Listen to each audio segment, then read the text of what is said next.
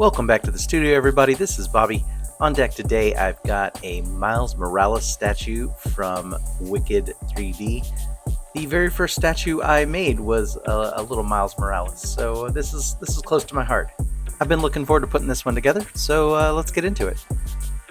After extracting our boy from the forbidden gravy, I washed and cured all the parts and got him into this big bucket here, and we can get started right about now.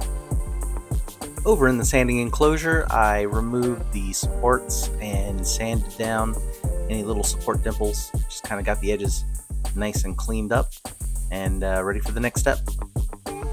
Let's start hiding some seams. We're going to need some plastic wood, a little cup, and a mixing stick. And what I like to do is take the plastic wood and mix up just a little bit into a cup with some water, kind of dilute it down, and just kind of flow it into the cracks and start to fill in the deepest seams where it's needed.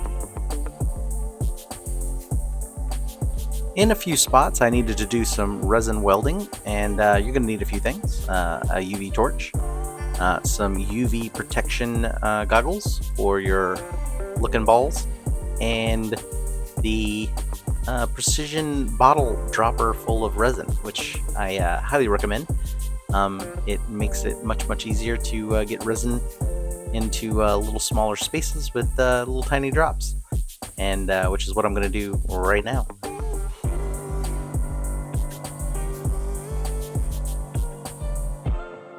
After that, I went to work on the seams on the suit, and for the longest time I debated on whether or not I wanted to include the web that he's kind of holding at the top. He's swinging. It just seemed like it's going to stick off so far and it's going to be so long, and this statue is actually going to be a gift for someone, and I don't want them to have to deal with a bunch of long gangly parts breaking off. So after a whole lot of debate, I finally decided to just fill in the holes in his hands and just close up his fists and his little web shooter arm. Just went ahead and filled those holes in and sanded them down. And that's the great thing about customizing a statue. You get to customize it how you want, and this is how I wanted it. All right, it's prime time for some prime, and I like to use this Vallejo primer. It's the white on the base, so it'll give the most vibrant colors for the base, which I know is going to be very colorful. And for Miles himself and his suit, I prime that with Vallejo black. And I like to start from the bottom up, so the first color going on is this Army Painter Phoenix Flames on the length and the base parts that needed to be that kind of base yellow. So this logo is a little bit crazy. There's so many little layers to it, so the best thing to do is just dive right in. I started with some Vallejo blue, I think it's just a flat blue, and the Vallejo purple and black, and Army Painter Dragon Red to paint the various levels of this logo. Each level has a slightly different color, and with all the little details and stuff. This did take several days, I'm not gonna lie. It was a whole lot of little detail work to get in there and get it all done. But at the end of the day, I was quite happy with how it turned out. But I was also happy to move on and paint other things. I added a layer of clear orange to the base in the little panels and kind of the portal-y kind of area of the base, and it's got these two levels of square portal-y things, so the little gradient will help give a little separation to it.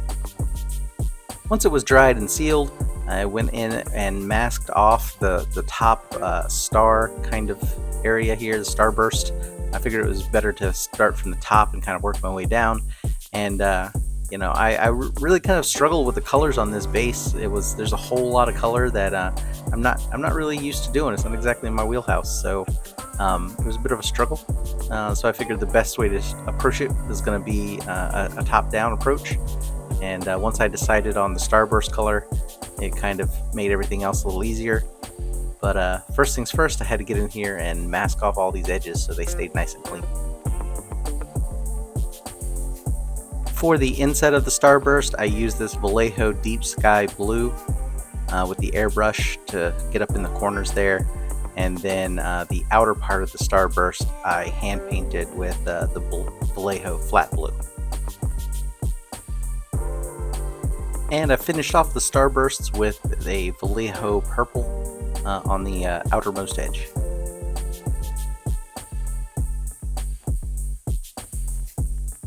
For the webbing, I first airbrushed it with a Vallejo Ash Gray, and then I went in with a dry brush of Vallejo Cold White. It's time to paint the graffiti lettering, so I started with this Army Painter Poisonous Cloud. This is a really fun color. I don't really get to use it that often, so decided to make something a little funky. So with the raised lettering on the graffiti, I wanted to give it a gradient from a kind of yellowish green, this poisonous cloud, to a slightly darker color, this German camo bright green. Once I was happy with that and had it all sealed, it was time to apply some Army Painter Spellbound Fuchsia on these kind of board flat areas here around the graffiti and whatever this thing is. Rather than try to paint around all these little dots and weird geometry, I just painted right over it and painted around the graffiti with the fuchsia. It took a couple coats, but I was really happy with the color combination in the end.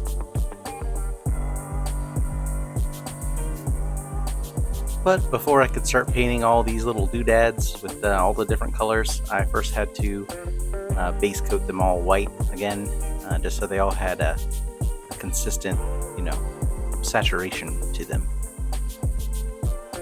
And now we get to start laying in some color with some wicked pink and some of that deep sky blue and some clear orange and yellows, and just painting all the little bits and pieces all over this base. And can't forget to paint the edge of the plinth just to kind of start to finish this thing off. And with the base colors complete, I gave it a coat of Army Painter Gloss Varnish just to seal in all that goodness. Alright, finally time to start working on the body. I'm starting with some dark blue gray from Vallejo. I want to hit the highest spots on the model to accentuate his muscles and just to keep the suit from being so completely flat black. And then after that, I went in with some cold white from Vallejo and started to base coat all of the trim pieces on the suit. Painting this white is a bit tedious, and it did take a couple coats, but you really want a nice solid white foundation for the red to sit on so that you get a nice even red application later on. While I was waiting for that to dry, I masked off the head and added some cold white to the inset of his goggles. Then I used some ash gray from Army Painter in the bottom half of his goggles just to give them a little bit more of a three-dimensional kind of shading effect. Back at the paint desk, it was time to apply some of this Army Painter Dragon Red to the trim pieces on the suit. This is probably my favorite red. It does take a couple coats to get a nice, solid saturation, but it looks super sweet when it's all done. After that, I masked off the goggles, the inset parts of the goggles, so that I could paint the trim parts in a metallic sort of red. And in retrospect, using the tape in this area is probably a bad idea. Because of the texture that's in here. There are a lot of places for the paint to kind of leak through. I should have used putty in this spot, and we'll see that come into play a little bit later. So first up, I want to use some of this gloss black on the rims of the goggles here. That will provide a nice base layer for the chrome to sit on. And I like to use Vallejo chrome metal color. It just goes through the airbrush so smooth, and it just does a great job. So yeah, it's been my go-to chrome for quite a while. Once that was dry, I tried this Vallejo Game Color ink red. I got it on there, and it had a cool kind of shiny effect, but it ended up looking a little more coppery than I wanted. The red, kind of the deep red, was just wasn't there. So I just decided this idea was just poop, and that is a no go. And let's try something else. So I went back in with some dragon red over top of that, and actually I really kind of like the effect. There's still some of that little kind of chrome coming through, even with the two coats on there. But this red is it's a little closer to the suit red, but still has a little bit of shininess to it. So it ended up working out at the end. Here's where my masking tape let me down a little bit. You can see some of the black leak through the tape mask. It's not a big deal though, because I sealed everything nicely, so it was pretty easy to go in here with a cotton swab and a little bit of water and just kind of wash away that extra bit of black that kind of leaked through there. Then I went in with the Army Painter Dragon Red on the inside edges and just tightened all that up. And once I was happy with those reds, the last step is to use a bit of this Vallejo Premium Gloss Varnish. I'm going to put this into the panels on the suit, and that's going to really help kind of make some nice separation between the satin varnish with the gloss. It really just completes the look and helps break up some of the black. It looks really great. Super happy with how it turned out. And the final step is to add a little bit of gloss to the trim on his goggles, so they have that shiny metal look to them. And that's that. Let's get this station cleaned up and ready for final assembly.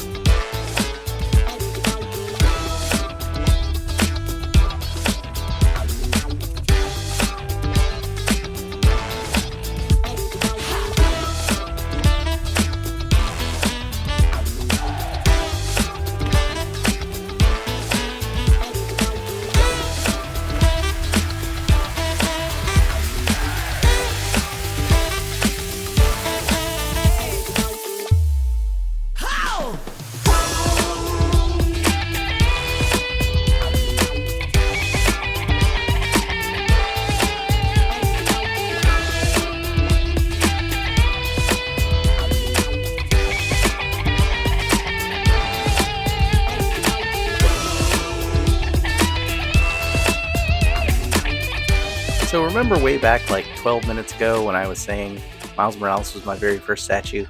Well, here he is in all his thick painted glory. I really didn't know anything about diluting my paints, and all I really had were brushes back then, and did a pretty good job on the cat, all things considered. But yeah, February 2022, I couldn't press a flat bottom to save my life, and to go from this to this just 2 years later. I'm super happy with this statue and how it turned out. And if you enjoyed watching me paint the statue, please make sure you like and subscribe, and check out the other videos on my channel. I live stream all my paint sessions, so feel free to join me in the chat, and we can talk about all kinds of fun stuff. Until next time, as always, take it easy.